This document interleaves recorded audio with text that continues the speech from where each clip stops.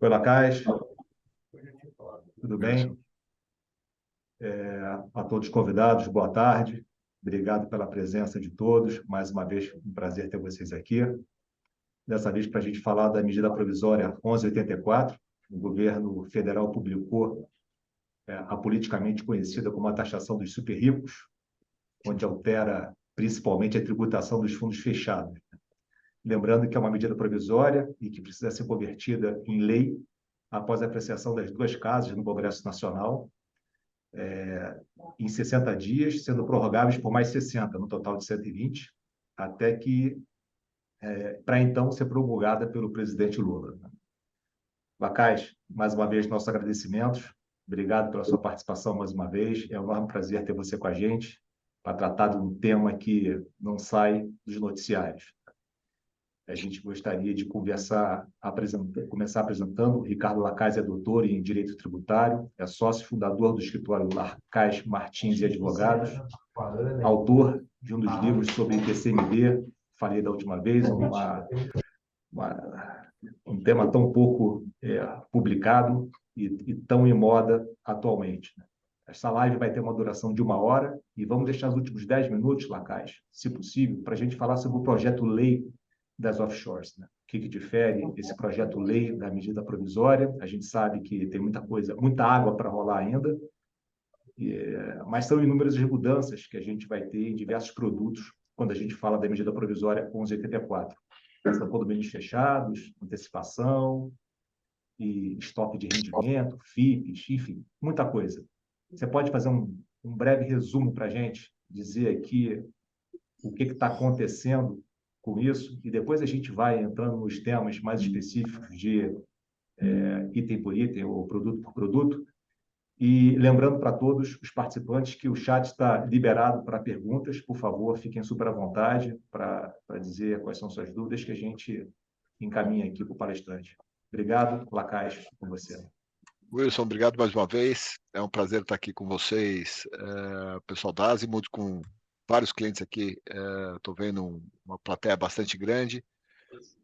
Como o Wilson bem disse, né?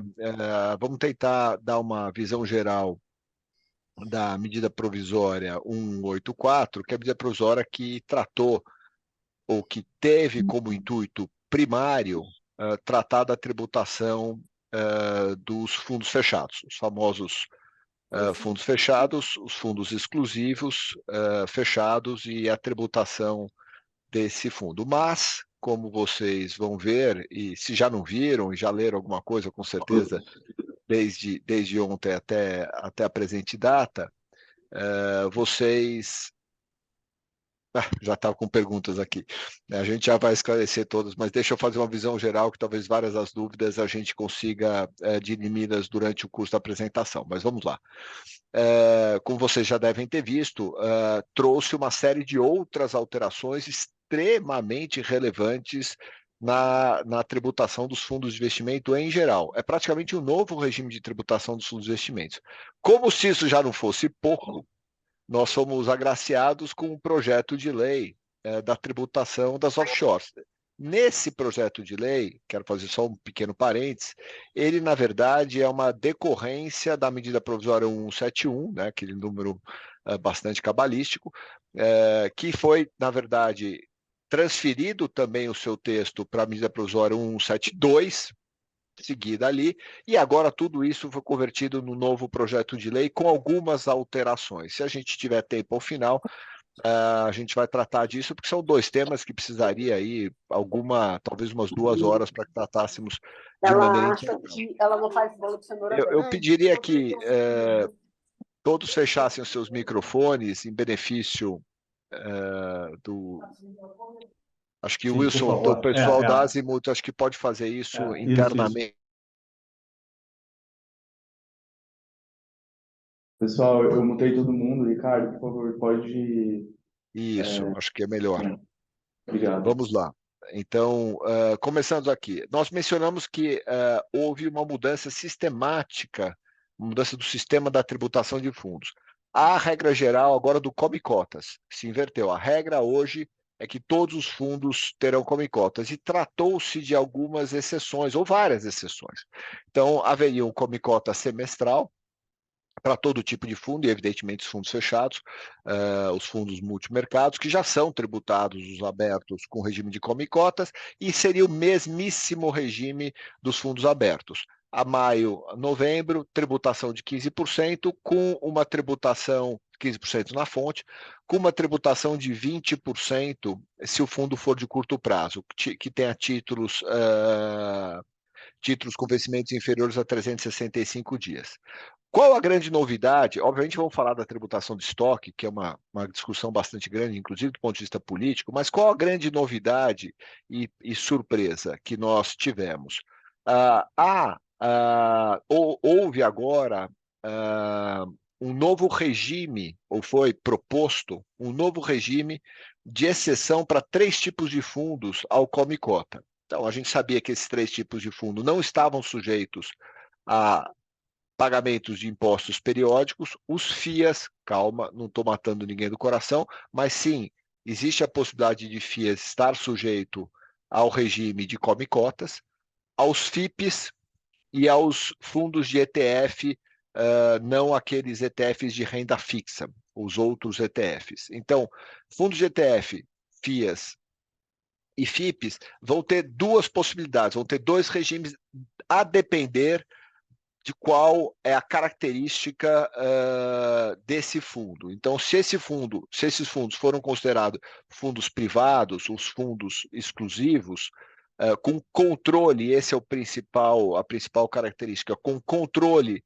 dos seus cotistas, aonde não haveria liberdade plena para o administrador desenvolver o objeto do fundo, onde há um controle, portanto, direto dos cotistas, esses fundos seriam caracterizados como entidades não de investimento, e essas entidades não de investimento estariam sujeitas ao come-cotas. Portanto, haveria a possibilidade, ou haverá a possibilidade, de um FIA privado de vários cotistas, onde os cotistas que tomam as deliberações, ou o administrador, pelo regulamento, tem que consultar os cotistas a tomar as deliberações de compra e venda de determinados ativos, e esse FIA, portanto, seria caracterizado como um FIA de característica de não entidade de investimento e sujeito ao come-cota. Da mesma forma, teríamos os FIPs.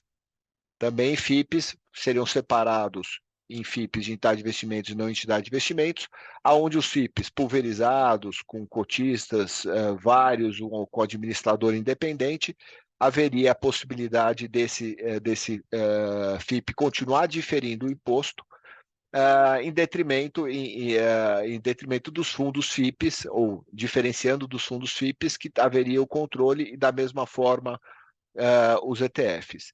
Há uma outra novidade bastante relevante. Todos nós sabemos que o FII é caracterizado pela quantidade de ativos que ele investe no mercado de renda variável. Não, se eu tenho mais que 67% de ativos de renda variável, ele é caracterizado como FIA, e como FIA tem o tratamento tributário do diferimento. Um FIA, hoje, essa caracterização é 67% por lei. Essa caracterização vai passar a ser feita por decreto, ou seja, por ato do Poder Executivo, aonde ele poderá alterar ao seu bel prazer a quantidade de ações que o FIA poderia ter, para mais ou para menos, o que é muito complicado para os gestores desses FIAs. Imaginem vocês um FIA que recebe uma normatização que agora todos os FIAs passam a ter a necessidade de ter 80% de ações, e você tem que sair comprando ações no mercado, você tem variação de preço para se equiparar ou para se requalificar como FIA, e aí ter o tratamento de come-cota. Ou o inverso, que você tem 67% e fala, bom, o limite agora é 50% para que você seja caracterizado como FIA, e aí todo mundo sai vendendo papel, o mercado despenca. Então, você tem um ato regulatório do Poder Executivo, a gente realmente não entendeu qual é a razão dessa delegação legislativa ao Poder Executivo para que ele defina a quantidade, o percentual de papel de renda variável para a caracterização do FIA. A priori, portanto, os FIAs de mercado, os FIPs de mercado e os fundos de ETF que não de renda fixa de mercado continuam ainda com come-cotas, com uma exceção de tratar diferentemente os fundos que não sejam caracterizados como entidade de investimento, com a principal característica, agora é legislativa, é uma característica tributária, de você não ter o controle gerencial, o controle de gestão do fundo. O cotista não poder ter ingerência direta no controle de gestão do fundo, na compra e venda de ativos, como a gente sabe. Continuam com tratamento especial praticamente todos os demais categorias de fundo. Então, vou falar de FII e FIAGRO, que é uma hecatombe, e o FDIC, que é uma guerra na Ucrânia, né? A gente tem ali três grandes, enormes problemas, mas antes dos problemas, vamos dar algumas poucas boas notícias. Os fundos de renda fixa, de ETFs, continuam com diferimento, os FIPs de infraestrutura com diferimento, os FIPs de investimento em desenvolvimento continuam com diferimento, os fundos aonde o cotista estrangeiro tenha 100% do fundo e eles apliquem títulos de renda fixa continuam com diferimento, praticamente não mudou a regulamentação do não residente. Então, nesse aspecto, a norma andou bem, manteve o tratamento atual. Fazendo, portanto, antes de chegar nos grandes problemas, uma grande visão, há uma nova regra geral que os fundos têm como padrão, regra geral, o come-cotas, semestral maio-novembro, 15% de retenção, sendo 20% se o fundo for aplicado em papéis de renda fixa. Os FIPs, FIAs e fundos de ETF que não de renda variável passaram a ter um tratamento duplo, podendo, se eles caracterizados como entidade de investimentos, eles manterem o regime de diferimento, se eles forem caracterizados como fundos privados, naquele conceito mencionado de controle, eles passam a ter o come-cotas como um fundo ordinário, multimercado. Qual é o grande problema, ou mais alguns grandes problemas que a gente infelizmente tem visto, né? Não sei se vocês se atentaram, provavelmente sim, principalmente aqueles que investem ou trabalham com gestores de fundo de investimento imobiliário, eles levantaram a régua do fundo imobiliário. Lembrando que o fundo imobiliário, para ter o cotista isento, o fundo imobiliário sempre é isento. A tua atividade, a receita é um veículo transparente. O fundo sempre é um veículo transparente. Quem é tributado é o cotista na sua pessoa, na sua qualificação de cotista não residente, cotista pessoa física, cotista pessoa jurídica, assim por diante. Então, para que o cotista investidor do fundo imobiliário ele seja agraciado com a isenção, havia a necessidade de três características. Que o fundo tivesse 50 cotistas, pelo menos 50 cotistas, que o fundo imobiliário fosse registrado em ambiente de bolsa de valores, não negociado, mas sim registrado, e que aquele cotista individualmente fosse pessoa física, bem lembrado, e que aquele cotista individualmente não tenha mais que 10% das cotas do fundo. Então, 10% das cotas do fundo, 50 cotistas mínimo, e o fundo negociado, o fundo registrado em ambiente de bolsa de valores. Esses eram os três requisitos até antes da medida provisória 1184. O que houve com a medida provisória? Foi trazido um novo requisito e um outro requisito foi aumentado. De 50 cotistas passou a ser exigido uma diluição de 500 cotistas. Eu repito, 500 cotistas. Só para vocês terem uma ideia, saiu um artigo já no dia de hoje da Infomoney, não sei se vocês tiveram acesso, eu não contei, mas provavelmente é uma lista de aproximadamente 100 a 100 e poucos fundos que têm menos cotas do que as 500. Para vocês terem uma ideia, fundos absolutamente mercado. O Asa Metrópolis, o Kinea, o Even 2, tem 485 cotistas. O Parque Anhanguera tem 483 cotistas. O Loft fundo de investimento imobiliário cota A, 480 cotistas, o VBI Crédito Imobiliário, 446 cotistas, e eu não vou cansar vocês, numa faixa que você tem o Brio Real Estate com 253 cotistas, o FI Memorial Office, 276 cotistas, e assim por diante. Ou seja, fundos absolutamente de mercado, absolutamente como entidade de investimento, que tem captação de recursos de poupança pública, não teriam mais não poderiam mais pagar rendimentos isentos ao seu cotista, mesmo se ele fosse pessoa física e mesmo que o cotista tenha menos do que 10%.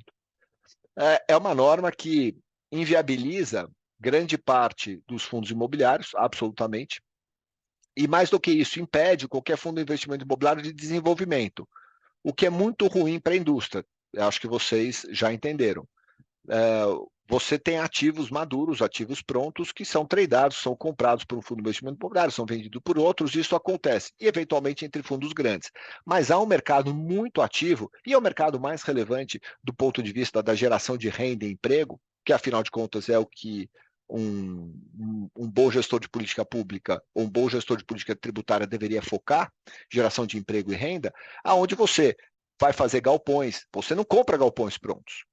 Isso é um outro mercado. O ativo já está lá, já foi construído, já foi pago imposto na construção, já foi gerado emprego na construção.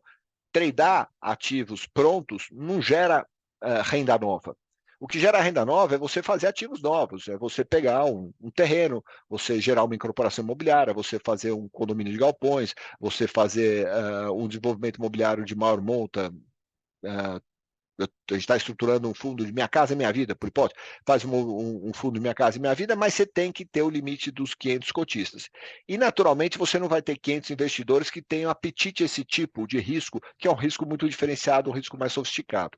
Então, isso realmente atrapalha muito os fundos imobiliários. Da mesmíssima forma, é aplicado aos FIAGROS, os fundos de investimento de agronegócios, que também tem esse requisito de 50 cotistas. Mas há um quarto requisito. Lembra que eu falei que houve duas mudanças. O primeiro, o aumento de 50 para 500, mas há um segundo requisito, que é as cotas serem negociadas, se não me engano, o termo é efetivamente, depois eu vou pegar o termo exato da norma, mas elas serem realmente negociadas em ambiente de bolsa. Não basta ser registrado. E aí é o que a gente chama, os advogados tributaristas, eu não vou cansar aqui com vocês, de norma aberta. Norma aberta é muito ruim para a segurança jurídica, porque causa interpretação. O que é efetivamente negociado? É uma cota por dia?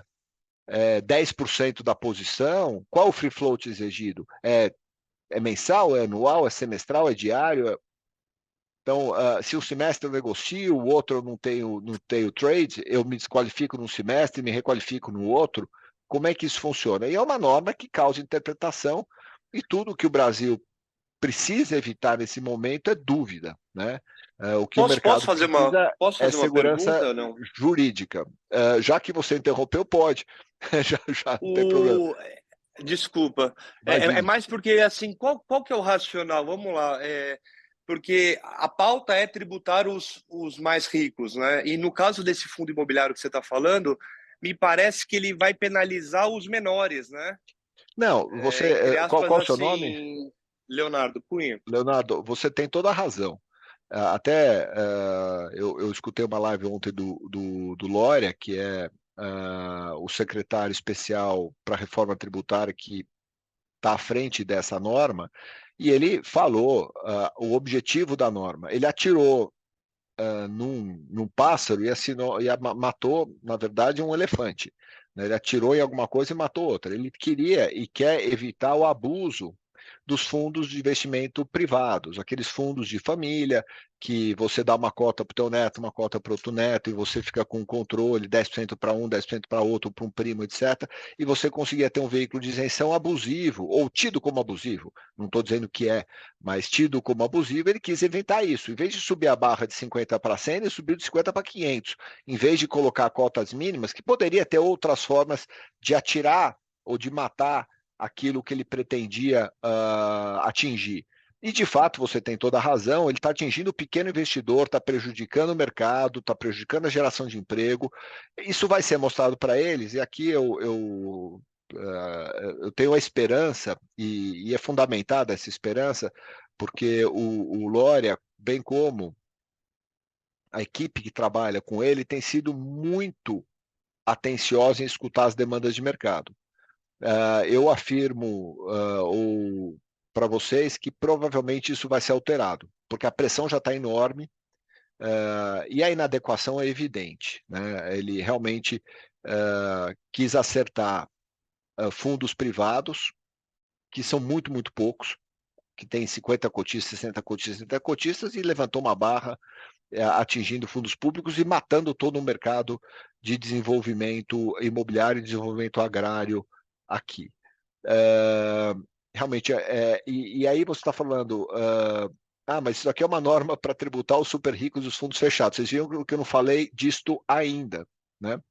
A gente ainda não falou da tributação dos fundos fechados com detalhes ainda, porque tivemos vários jabutis, né?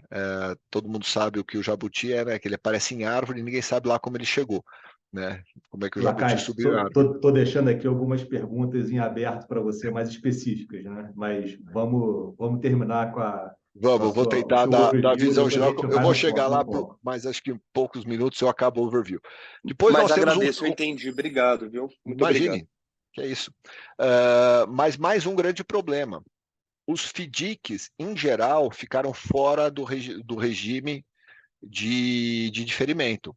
O FDIC, somente os FDICs de infraestrutura ficaram no regime de diferimento. Imagine vocês, esses FDICs de crédito, que temos inúmeros, milhares de FDICs de crédito, eu diria, talvez centenas, mas milhares, acho que sim, de FDICs de crédito, que tem créditos ilíquidos, créditos de FDICs de NPL, de No Performance Loan, né, de risco, FDICs de precatórios, FDICs de créditos inadimplidos, ou mesmo FDICs de créditos de high yield, que é para isso o FDIC, porque você investir em low yield, você pega debêntures, você pega outros papéis.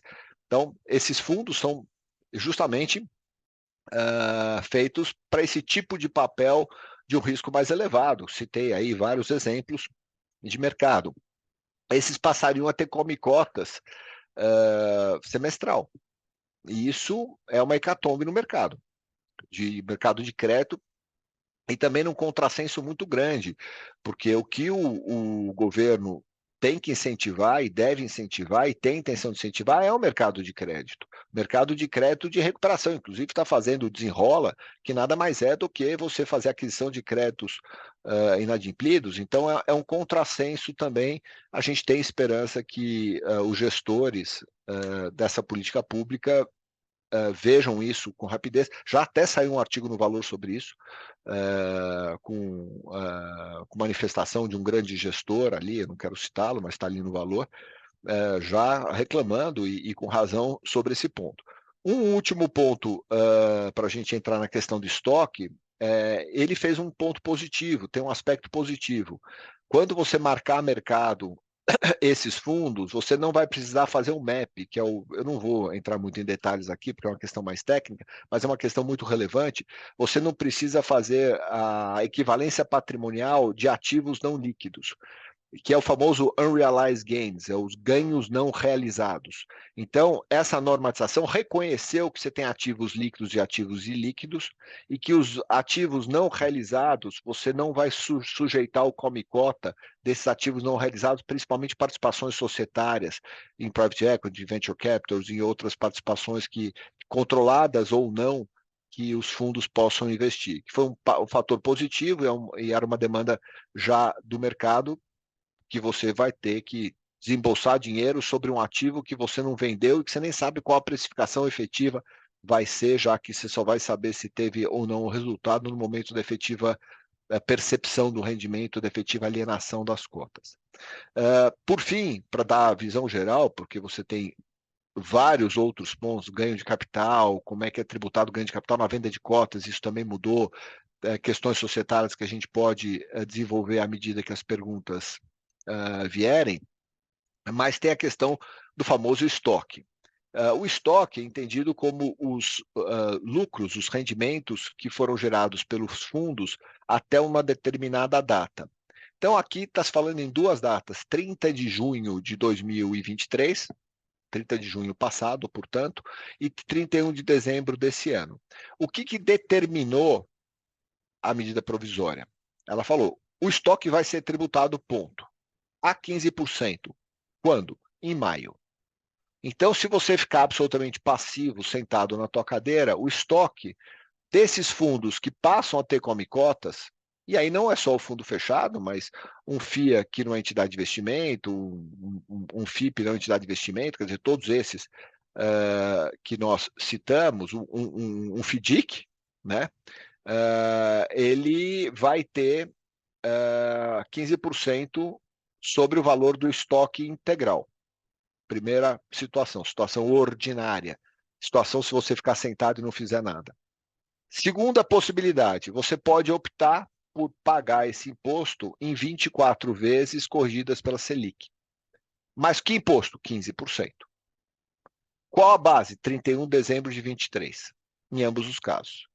Excepcionalmente, terceira situação, você pode optar por pagar o imposto com base em 30 de junho, depois com ajuste desses 6 meses, ainda este ano, em 4 cotas. A primeira cota devida esse ano, mas sim a 10%.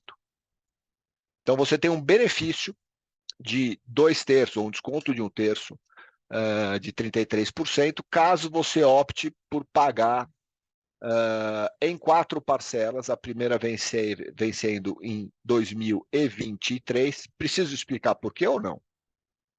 Porque o governo precisa fazer frente ao déficit e precisa cumprir a promessa do déficit que ele fez. Tá? Ter dinheiro em 23 de alguma forma. Para todos. E como você é sujeito ao princípio da, né, Wilson, você é sujeito ao princípio da anterioridade, ele não pode tributar nada esse ano. Então o governo tem que dar um incentivo para que o contribuinte pague esse ano algo para fazer frente. No projeto de lei, na exposição de motivos da medida provisória, ele prevê 3, alguma coisa bilhões dessa arrecadação desse 1/4 da parcela, já de 2020, a previsão do governo. Evidentemente, todos viram as notícias que o próprio governo já se dispôs a negociar essa alíquota de 10%. Já se fala claramente, publicamente, em alíquota de 6%, que era a alíquota do projeto anterior do ex-ministro Paulo Guedes. Vai ser 6%, vai ficar em 7, 7,5%, 8%, vai ser menor que 6%, vai ficar em 10%. É uma discussão política que a gente vai ver bastante em breve, mas a tendência, não há dúvida alguma, é de uma redução de alíquota, e a gente tem visto que tem dado esse histórico, o Congresso tem negociado muito e amainado muito, então os projetos de lei têm vindo com uma barra elevada e eles acabam, a gente viu a questão do CARF, vimos na questão do arcabouço fiscal, na própria medida provisória das offshores, ele já vem sendo adaptado às demandas de mercado e às demandas políticas mesmo. Então, a gente vai ter uma renegociação muito provável dessa alíquota de 10%, mas já é uma possibilidade de você antecipar o estoque. Com isso, eu tinha me proposto falar meia hora para abrir para perguntas e debates aqui. Eu vou para o chat para dar para agora poder ler. E Wilson, eu te dou a palavra. Obrigado, Lacaz. Queria reforçar para todo mundo que fizesse as perguntas pelo chat, para a gente organizadamente tentar consolidar as perguntas que forem repetidas e atender a todo mundo. Até para começar, um dos nossos sócios aqui, o Luiz Rabelo, obrigado pela participação, Luiz, fez uma pergunta logo no início e ele completa aqui perguntando se a base de cálculo, então, é o lucro desde a criação dos fundos. E aqui engloba exatamente o que você falou de antecipação e estoque de rendimento. Entendo que sim, né, Lacaz? Vai pegar desde o primeiro dia e vai fazer a antecipação baseada nisso. É o que tem no estoque, todo fundo fechado, FDIC, você tem uma provisão de imposto de renda que é calculada a 15% do valor dos lucros dos exercícios anteriores. Muito se questiona, e muito se questiona da legalidade dessa medida. É uma legalidade bastante questionável, tá? Porque a gente não está falando de pessoa jurídica aqui. A gente está falando de fundos de investimento imobiliários. Eu não quero daqui vender uma falsa saída judicial. Eu não acho que quem optar pela via judicial, nesse caso, vai ter um caminho simples. O caminho vai ser bem complexo e bastante difícil. É verdade que na 806 era a medida provisória anterior que tentou tributar os fundos fechados na época do governo Temer. Politicamente, o Congresso retirou a tributação do estoque, politicamente, sob o argumento jurídico de que seria inconstitucional. Mas esse Congresso, o Congresso, dando opinião jurídica, é um pouco complicado. Mas o fato é que foi isso. Então, existe essa discussão, eu não quero deixar aqui de citá-la, mas existe muitos advogados tributaristas que já se manifestaram a favor, e muitos advogados tributaristas já se manifestaram dizendo que ela é legal, que a medida provisória de você tributar o estoque, que não é pessoa jurídica, e que é um condomínio civil, o fundo é um condomínio civil, e quem é tributado, na verdade, não é PJ, é o cotista na pessoa no rendimento, e o rendimento não foi distribuído. Então, há mitigadores, é muito diferente de uma tributação do estoque de uma offshore ou de uma pessoa jurídica nacional, dos lucros acumulados. Então, se o governo quiser, eventualmente, numa reforma tributária, tributar os lucros acumulados, eu vou ser o primeiro aqui a levantar a bandeira e falar que é absolutamente inconstitucional. Nos fundos, essa certeza é menor. Obrigado, Lacaz. Tem uma outra pergunta que ele fala que sobre a questão dos FIIs, que novo entendimento exato da tua explicação, e eu entendo que seja alguma coisa referente ao conceito das entidades de investimento. E aí eu trago também para a questão dos fundos exclusivos, dos FIIs exclusivos ou dos fundos exclusivos em relação à tributação do Comicota para eles. Acho que a gente podia englobar tudo numa pergunta eu só. acho que vale até a pena citar aqui, a base legal é o artigo 7º da medida provisória, que traz essa caracterização aqui bastante nova, né? Então, ela diz que, para fins do artigo 3º, etc., serão classificados como entidades de investimento os fundos que tiverem estrutura de gestão profissional, tá? E aonde, né, com prestador de serviço, e ele continua, com prestador de serviço com poderes de tomar decisões de investimento, tá? E desinvestimento de forma discricionária. Então, estrutura profissional e prestador de serviço com possibilidade de tomar decisões de investimento e desinvestimento de maneira autônoma, de maneira independente. Com esses dois requisitos cumpridos, você está no FIA que nós todos conhecemos. Se esses requisitos não forem cumpridos, veja que aqui não tem 50 cotistas, um cotista, pode ser um fundo exclusivo de um único cotista, tudo certo. Não tem nada daquilo que são as restrições dos fundos imobiliários que eu mencionei. Aqui nós estamos falando de FIA e, portanto, se você tiver 67% dos ativos do FIA investidos no mercado de renda variável, você qualificou. Se você tiver essas duas características de independência, você está qualificado e mantém-se o Comicota. E é uma norma para evitar abuso. Aqui, a norma eventualmente até correta para evitar o abuso. Nos casos do FIP, ela passa a ser um pouco criticada, Wilson. Sabe por quê? Porque o FIP, ele investe em 2, 3 ativos. E é natural você fazer uma consulta. Quantas vezes em assembleia você vai lá e consulta um comitê ou consulta os cotistas para saber se você vende aquele ativo ou não. A discricionariedade do gestor. Uma coisa é um private equity extremamente pulverizado. Agora, você vai fazer um club deal, onde você vai fazer um investimento numa sociedade específica via FIP, isso vai atrapalhar também um mercado muito similar àquele mercado de desenvolvimento de produtos imobiliários que a gente mencionou. Não é uma norma que ela é redutora da liberdade econômica mesmo, né? É uma pena nesse aspecto. Tá, então só deixando claro, se por acaso eu tenho um fundo exclusivo e eu delego 100% para o gestor, eu não vou ter o problema do Comicota semestral. Não. E o fundo tem uma estrutura de investimento. Tem que ter um gestor que, né, não precisa estar na Faria Lima, mas também o gestor em Pindamonhangaba do Passa Quatro do Bom Jesus, que não sabe falar português, né, brincando, tem que ter qualificação e tal, mas tem que ter ou o fundo que investe, alguém tem que ter estrutura, que é o requisito de estrutura de gestão profissional. Ô, Lacaz, Pois não, Guilherme? nessa linha, só para explorar o assunto, se a gente tem um fundo exclusivo com um comitê de investimento, isso pode dar margem à interpretação que você está deixando de lado a discricionariedade.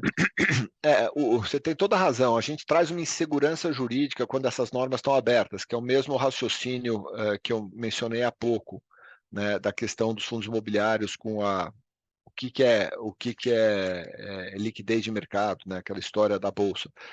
O que é? Você tem um comitê de investimento que no nível do fundo. Mas se o comitê de investimento é composto de parte cotista e parte não, eu arrisco dizer que não haverá problema algum. Agora, se o comitê de investimento tem a última palavra, ele é composto pelos 10 maiores cotistas ou 5 maiores cotistas, você está, na verdade, bypassando, você está dando, né, você está bypassando um regulamento. Então, acho que aqui a gente vai ter que separar um pouco o joio do trigo. Mas é uma norma que pode caber algum tipo de interpretação, e a gente sabe que fiscal fiscal do imposto de renda, né? Isso é tributário, não é CVM, tá? Isso não é uma norma regulatória de mercado, é uma norma fiscal. E aí quem vai verificar a norma fiscal é o fiscal do imposto de renda, né? E o fiscal do imposto de renda ele tem um viés que no Brasil, só para vocês terem uma ideia, 97% das fiscalizações geram autos de infração. O Brasil é o país no mundo onde sempre o contribuinte, parece lá em casa, sempre o contribuinte está errado e o fiscal está certo. É mais ou menos como eu vivo. Coitada da minha esposa. Mas a gente tem que fazer a piada.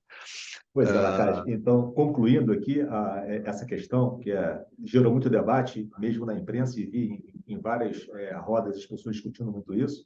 Na prática, não muda muita coisa, porque a gestão, por exemplo, aqui na Azimut, ela é totalmente discricionária.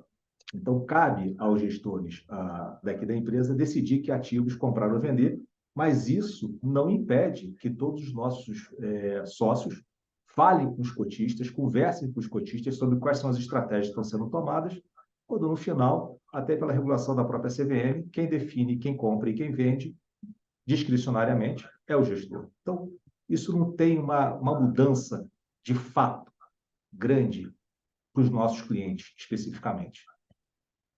Acho que essa é a conclusão final. Para fundos de ação, mercado e aqueles que a gente conhece, de fato, você tem razão. O que ele quer pegar ali é sempre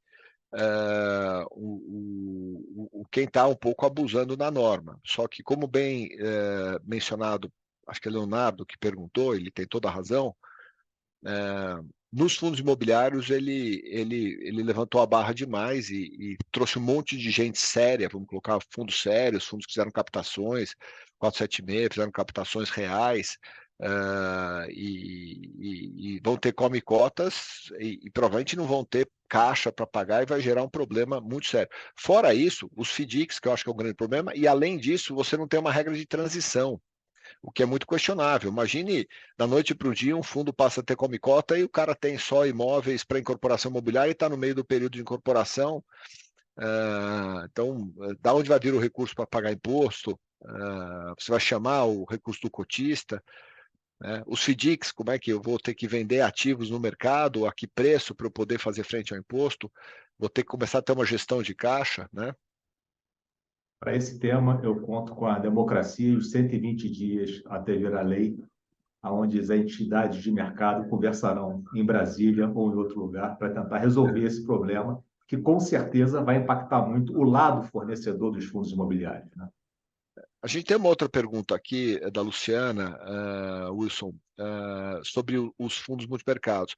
Aquela regra que hoje não está escrita, mas que a gente tem um fundo multimercado que ele investe 67% em mercado de renda variável e ele vira automaticamente, ou passa a ter automaticamente, ele não vira FIA, porque FIA é um regulamento específico, né? Uma qualificação específica, mas ele automaticamente tem o tratamento de FIA. Por exemplo, eu tenho um fundo multimercado aberto, não é fechado, que, portanto, sujeito ao come-cotas. Mas esse fundo, hoje, eu invisto 67% em renda variável, eu pleiteio, eu posso ter, o administrador concorda, isso é uma prática de mercado,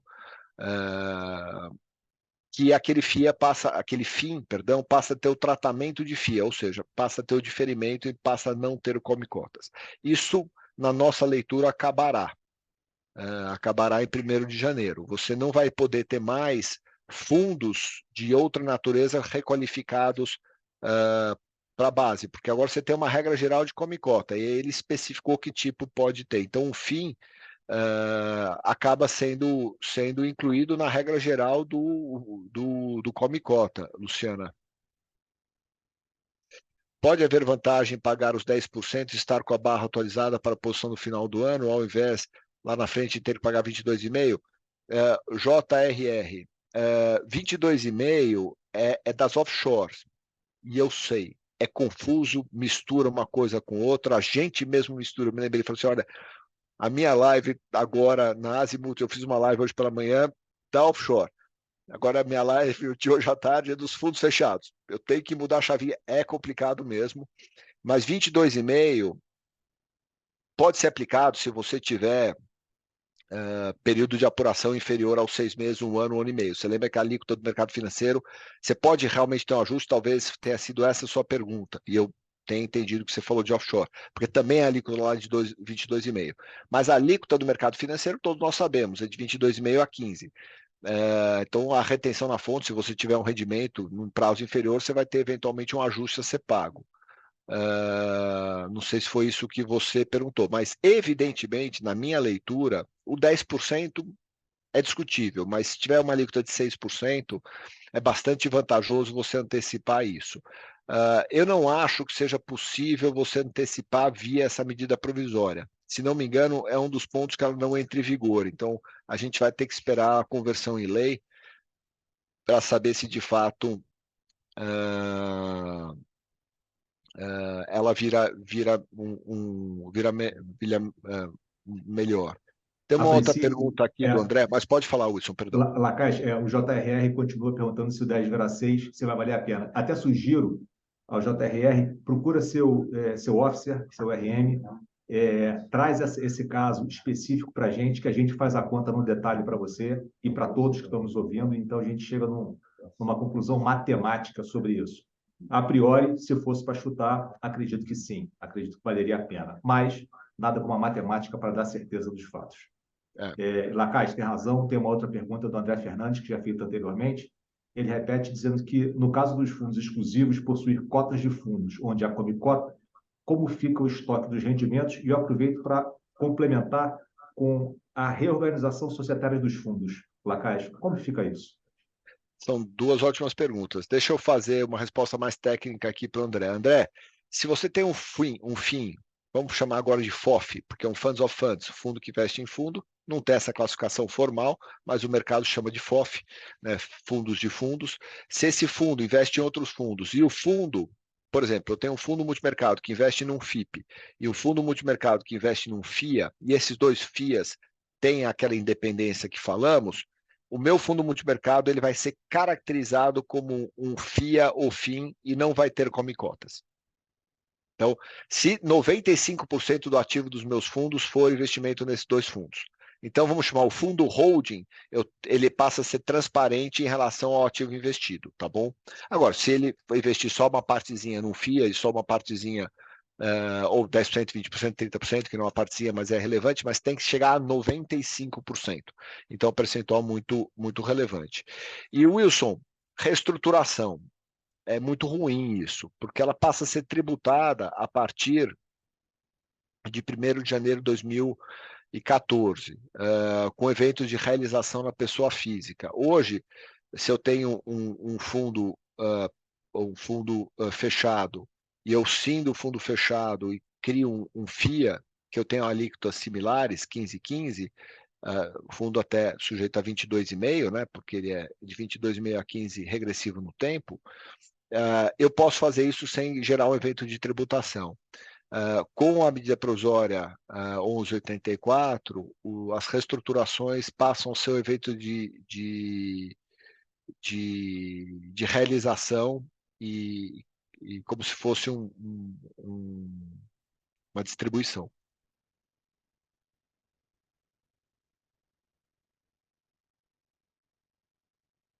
Ou seja, haverá tributação imediata. Haverá tributação lá em 24.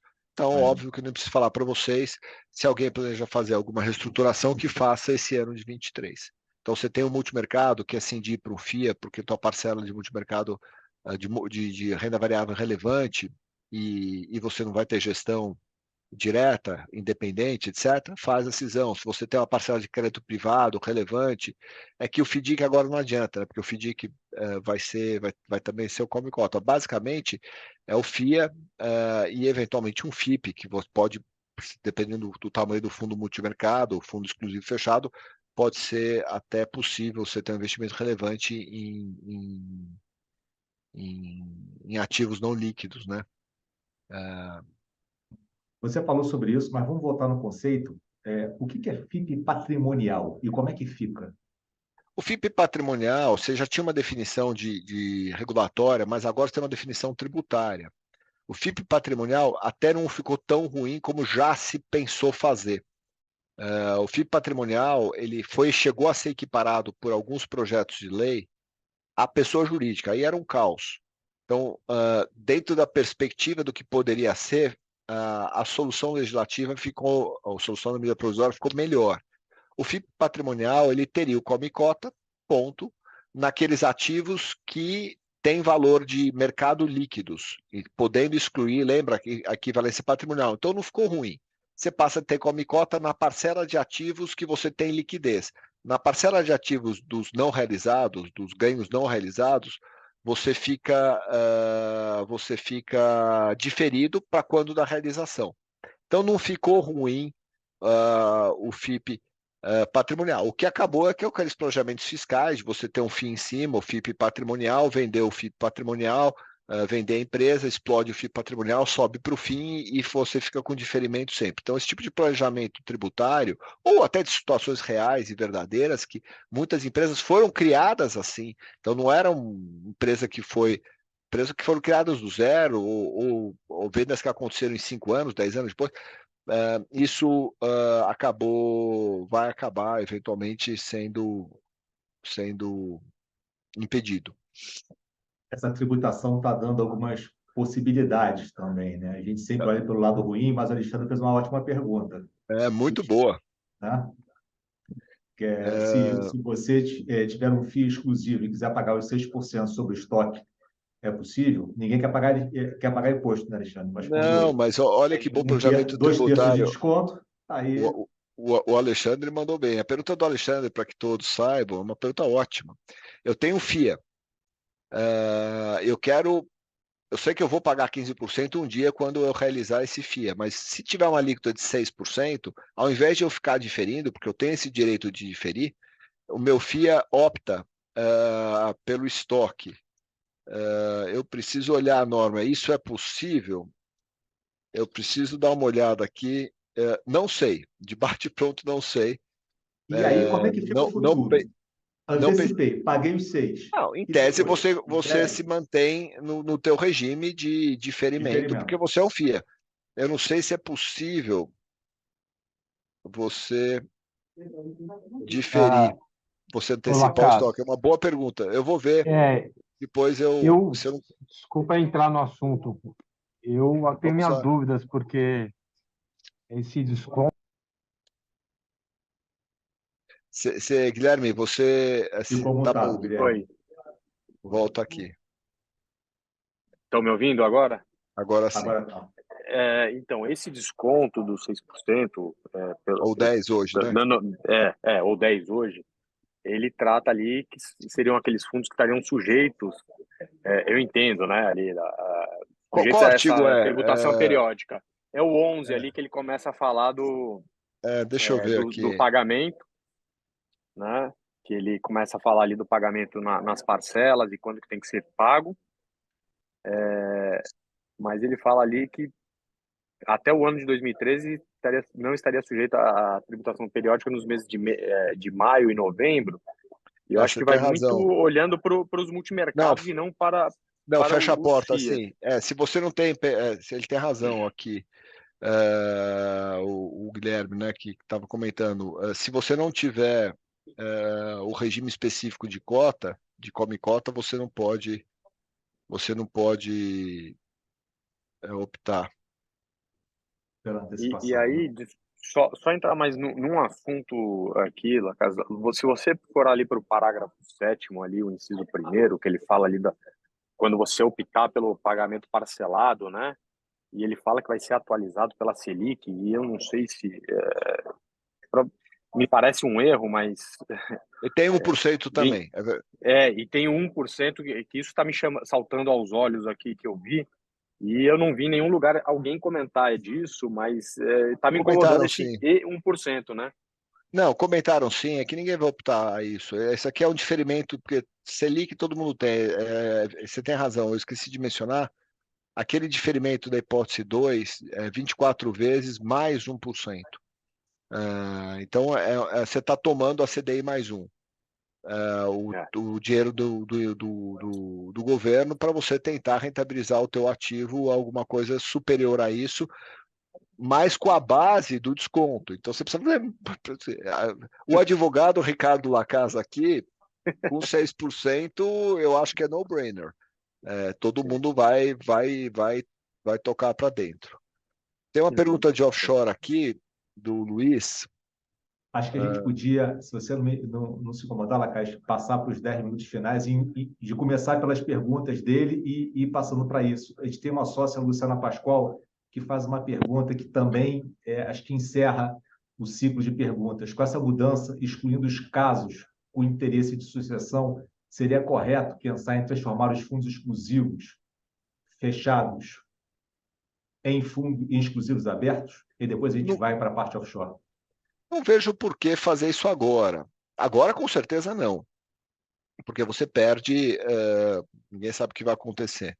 Agora, no futuro, evidentemente, o fato de ser aberto e você poder resgatar e ter investimentos em períodos inferiores àquele ano ou 2 anos, que alguns gestores permitiam, você ter datas específicas, você ter que abrir o fundo para receber investimentos e aí ficar aberto, eu acho que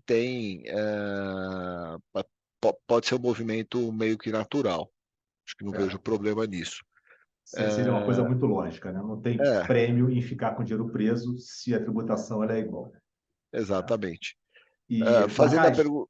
Vamos lá. Separando para os últimos 10 minutos, vamos falar sobre a parte offshore, sobre essa lei que foi divulgada ontem, né? Esse projeto-lei. É um novo projeto de lei que, como eu mencionei, ele incorpora todas as alterações das 2 versões anteriores do projeto, da primeira medida provisória, que foi a 1171, e a segunda provisória, que foi a 1172.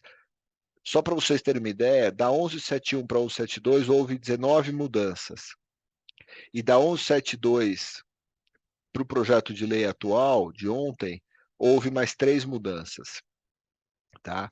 E nesse ponto, aqui é elogiável, as mudanças foram todas, praticamente todas, bastante positivas, de adequação às especificidades que o governo, né, a Secretaria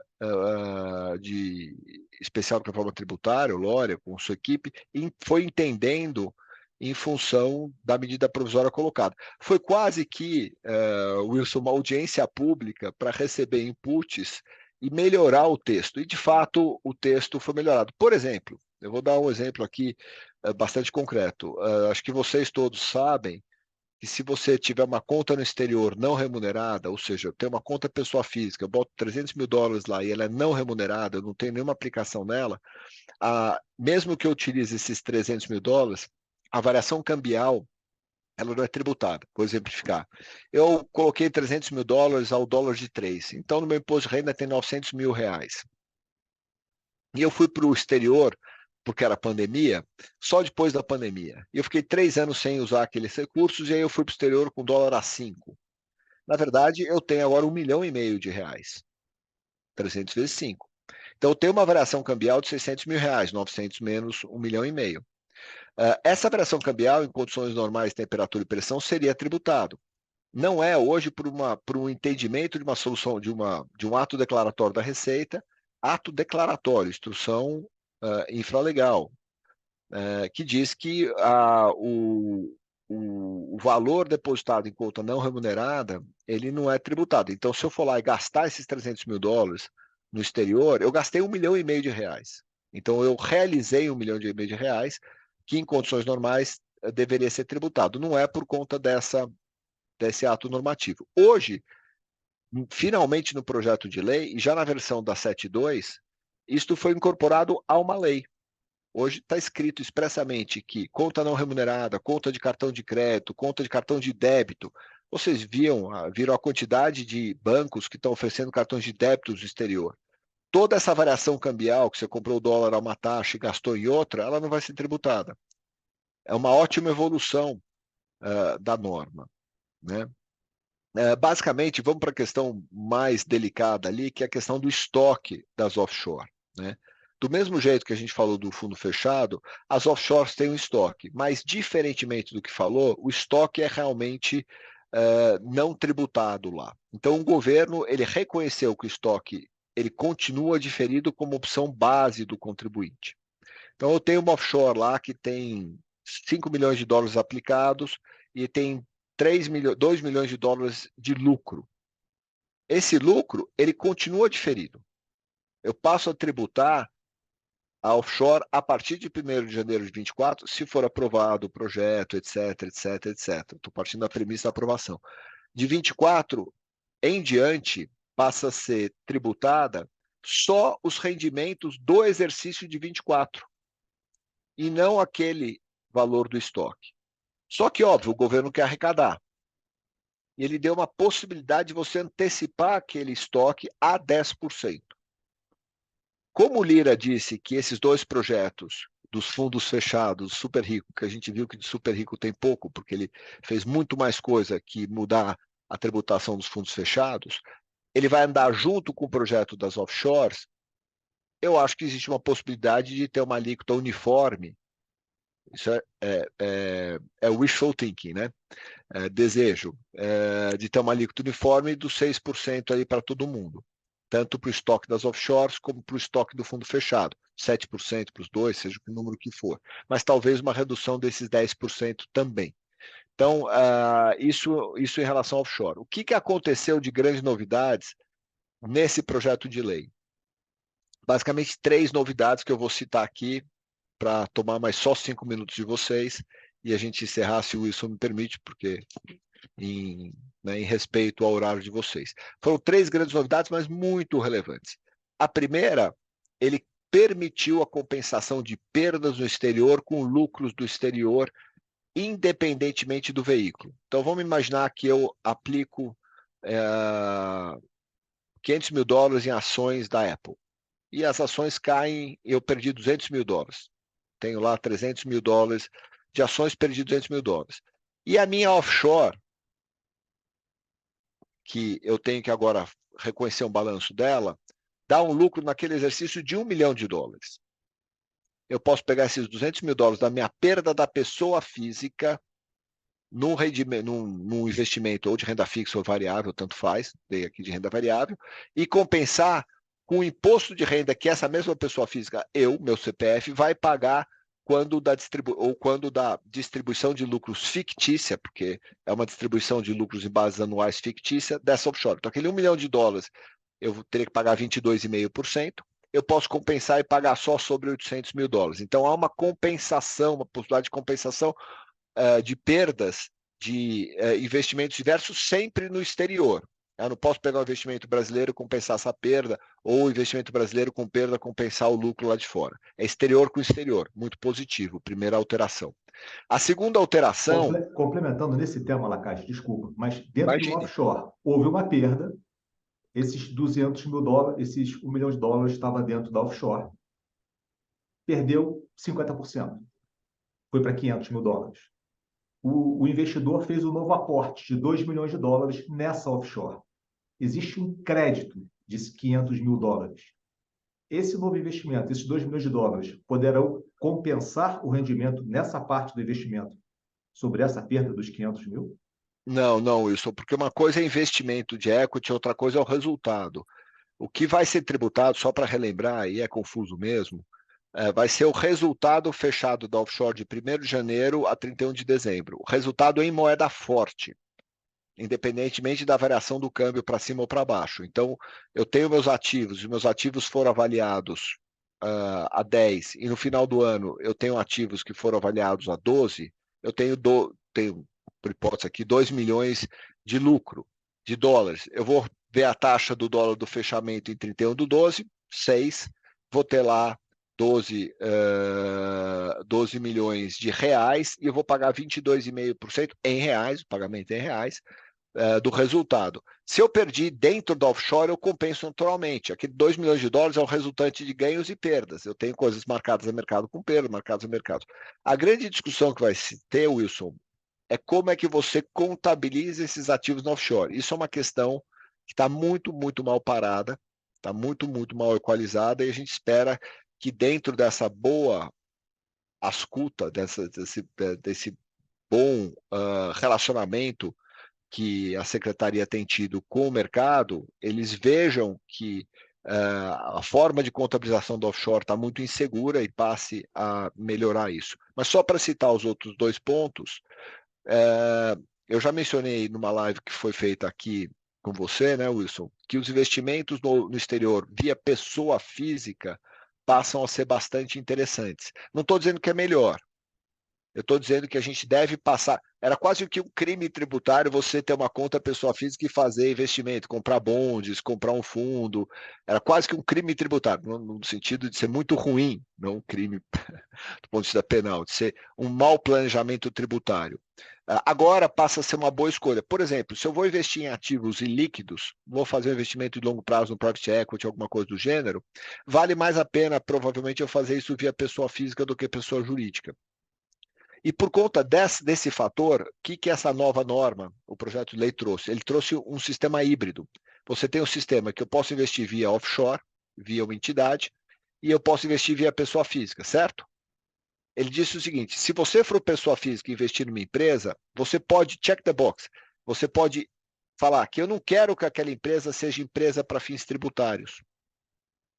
Eu vou explodir os ativos e vou tributar aquela empresa como se fosse pessoa física, porque pode, em alguma situação, ser melhor. Então, você tributa offshore como se fosse pessoa física, diferindo alguns investimentos. Isso é importante porque a offshore ela é relevante para efeito de planejamento sucessório, principalmente. Prefeito de gestão de ativos. E estava todo mundo, eu quero ter conta na pessoa física, porque é melhor, mais simples, etc., mas eu não quero abrir mão da estrutura do offshore. Como é que eu faço? Agora você pode. Você tem um sistema híbrido que você mantém offshore, mas é tributado como se pessoa física fosse. Segundo alteração. E a terceira e última alteração é bem interessante também, é muito parecido com aquela história da conta não remunerada. Vamos imaginar o seguinte exemplo, melhor explicar com o exemplo. Eu tenho $1 milhão de lucro em 31 de dezembro de 14. Paguei imposto sobre 5 milhões de reais. O dólar está 5, paguei sobre 5 milhões de reais. Portanto, eu tenho no meu imposto de renda direito a receber do meu offshore de quanto? 5 milhões de reais. Mas, na verdade, é $1 milhão. Vamos imaginar que só dali a 3 anos eu distribuo aquele lucro que eu já paguei imposto. Só que agora o dólar está a 8. Quanto eu tenho? 8 milhões de reais. Mas eu tenho o mesmo $1 milhão, só que agora vale 8 milhões de reais, certo? A norma disse que essa variação cambial de 3 é não tributada. Porque é como se o dinheiro, o dividendo, ficasse ali parado numa conta não remunerada. Lembra a conta não remunerada que eu falei há pouco? É equivalente a isso. Então, é uma medida muito positiva nesse aspecto. Traz uma isenção. Se eu pagar imposto, eu tenho direito ao valor do imposto pago, ao valor do lucro que se submeteu ao imposto pago em moeda forte. Portanto, qualquer variação cambial positiva, ela não vai ser tributada no futuro, independentemente de quando eu trouxer esses recursos ou utilizar desses recursos no exterior. Então, foram 3 mudanças positivas. Eu acho que a norma dos offshores, em geral, Wilson, ela está melhor desenhada do ponto de qualidade do que essa norma dos fundos, que tem esses 3, 4 major points ali, né? Fundos imobiliários, FIAGROS, FDICs, mesmo essa história dúbia ali de você ter entidade de investimento, que pode prejudicar bastante o desenvolvimento do mercado, de alguns mercados, submercados específicos de gestão de recursos. Para finalizar, começo te agradecendo, Lacage, mais uma vez, agradecendo a todos. Mas, para finalizar, qual a diferença da medida provisória e da projeto de lei no quesito tramitação? Não, no quesito tramitação é muito relevante, mas pode ser juntado como o Lira vai tentar fazê-lo. Sim, uma medida provisória, o Congresso é obrigado a apreciar ela num determinado prazo, 60 mais 60, os famosos 120 dias, senão ela cai em desuso. Quer dizer, existe ali ela entra na fila, né, uma fila mais rápida. O projeto de lei, lembra do projeto de lei de tributação das grandes fortunas? Projeto de lei você pode deixar na prateleira e você não tem nenhuma obrigação de olhá-lo. Projeto de lei de décadas, pode ficar lá parado. Projeto de lei, ele é uma iniciativa não urgente. A medida provisória, bem rapidamente, a medida provisória é uma iniciativa urgente. Um dos requisitos da medida provisória é a urgência da matéria ali tratada. Então, basicamente, ela vai ser objeto de apreciação, se não ela cai em desuso, o projeto de lei pode ficar parado. Então, há uma tendência, do ponto de vista legislativo, de a medida provisória dos fundos ser mais analisada ou com maior celeridade do que a medida provisória das offshores. Acas, vai ser feito esse ano? Olha, eu não falei com a mãe de Ná ainda, não tenho minha bola de cristal, ela está sempre um pouco embaçada, mas eu arrisco dizer que a gente tem uma possibilidade hoje maior de a gente ter essas duas normas até o final do ano do que não tê-las. Acho que tem aí uns 51% de chances. Eu sabia da resposta, era mais uma provocação, Lacage, porque realmente eu tenho muita dúvida sobre qual o motivo de serem feitos diferentes, mas, enfim, também minha bola de cristal está igual a sua, está com defeito, a seguir sendo dos próximos capítulos. Lacage, muito obrigado a todos que participaram com a gente. O mercado está tão dinâmico de novas instruções normativas, medidas provisórias e leis, que muito em breve a gente vai estar juntos de novo. Obrigado a todos, ótima noite e até a próxima. Tchau, Lacage. Obrigado. Obrigado pelo convite, uma boa tarde para Obrigado, todos. Lacais. Um abraço. Um abraço. Tchau, tchau, obrigado. Obrigada, Macas.